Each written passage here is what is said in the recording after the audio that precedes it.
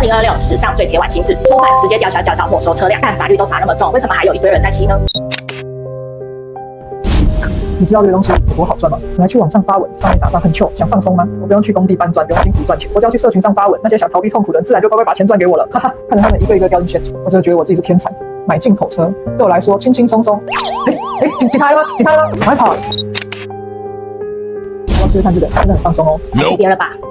不是说好是好朋友吗？你要抽一口，我们才是好朋友啊。好吧。